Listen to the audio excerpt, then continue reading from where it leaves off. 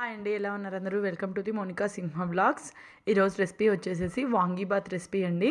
మా దగ్గర ఈ వాంగీబాత్ ఎక్కువగా దేవస్థానాలలో ప్రసాదంగా పెడుతూ ఉంటారు.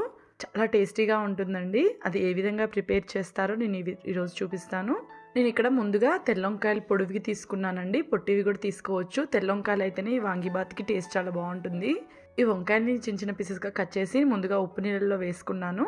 అలాగే రైస్ ప్రిపేర్ చేసుకోవడానికి బియ్యాన్ని కూడా ముందుగా పెట్టుకున్నానండి. ఇలా నానపెట్టడం వల్ల రైస్ చాలా బాగా అవుతుంది. నెక్స్ట్ స్టవ్ మీద కుక్కర్ గిన్నె పెట్టుకున్నాను. కొద్దిగా నెయ్యి అలాగే కొద్దిగా ఆయిల్ యాడ్ చేసుకున్నానండి. ఈ ఆయిల్లో లవంగాలు, ఇలాచి, మిరియాలు, దాల్చిన చెక్క, బిర్యానీ ఆకు, సాజీరా అలాగే కొద్దిగా జీలకర్ర కూడా యాడ్ చేసుకున్నాను.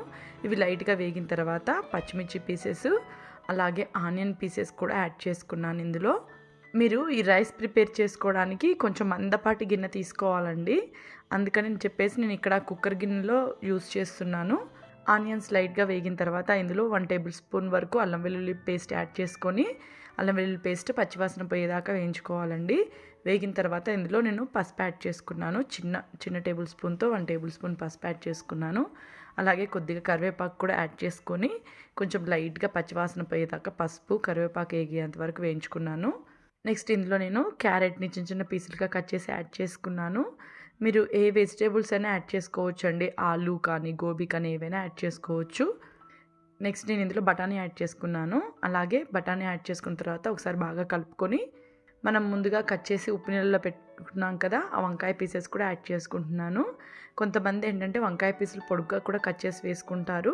ఇలా చిన్నగా కట్ చేసి యాడ్ చేసుకోవడం వల్ల వంకాయ పీసెస్ ఈజీగా మగ్గిపోయి వంకాయ అంటే ఇష్టం లేని వాళ్ళు కూడా ఇష్టంగా తింటారండి.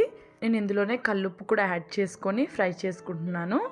కొంచెం లైట్గా వంకాయ కానీ అలాగే క్యారెట్ ఇవి లైట్గా మగ్గిన తర్వాత ఇందులో నేను టమోటా పీసెస్ యాడ్ చేసుకున్నాను. టమోటా పీసెస్ వేసిన తర్వాత ఒకసారి బాగా కలుపుకోవాలి. ఈ పీసెస్ అన్నీ ఒక 50% ఉడికితే సరిపోతుందండి. ఎక్కువగా ఉడకనవసరం లేదు. నెక్స్ట్ ఇందులోకి నేను ఎంటీఆర్ వాంగీబాత్ మసాలా యూస్ చేస్తున్నాను. చిన్నది 10 రూపీస్ ప్యాకెట్ యూజ్ చేశానండి. నేను ఇక్కడ 1/2 kg రైస్ ప్రిపేర్ చేస్తున్నాను.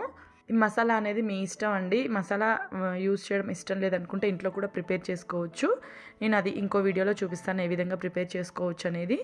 మసాలా యాడ్ చేసుకున్న తర్వాత ఒక 2 మినిట్స్ ఫ్రై చేసుకొని వాటర్ యాడ్ చేసుకోవాలి. నేను ఇక్కడ ఒక గ్లాస్కి 2 గ్లాసుల వాటర్ చొప్పున 2 గ్లాసుల బియ్యానికి 4 గ్లాసుల వాటర్ యాడ్ చేసుకున్నాను. నాకు ఇక్కడ యాడ్ చేసుకున్న వాటర్ కూడా మరిగిపోయిందండి. ముందుగా నానపెట్టుకున్న బియ్యాన్ని యాడ్ చేసుకొని మొత్తం ఒకసారి కలిపేసుకొని ఇంకా ఉడికించుకుంటున్నాను రైస్ని. ఇలానే కాకుండా మనం ఇన్స్టెంట్గా కూడా వాంగీబాత్ ప్రిపేర్ చేసుకోవచ్చండి. అది ఎలా ప్రిపేర్ చేసుకోవాలని ఇంకోసారి వీడియోలో చేసి చూపిస్తాను. నాకు ఇక్కడ ఆల్మోస్ట్ రెడీ అయిపోయిందండి రైస్. ఒక 2 మినిట్స్ ఇట్లా మగ్గితే సరిపోతుంది. నెక్స్ట్ నేను ఇక్కడ సపరేట్ బౌల్లోకి సర్వ్ చేసేసుకున్నాను రైస్ని. చాలా అంటే చాలా టేస్టీగా ఉంటుందండి. మీరు ఒకసారి ట్రై చేసి చూడండి. అలాగే నా తరపున ఒక చిన్న రిక్వెస్ట్ అండి, నా వీడియో నచ్చినట్టయితే లైక్ చేయండి, షేర్ చేయండి, సబ్స్క్రైబ్ చేసుకోండి.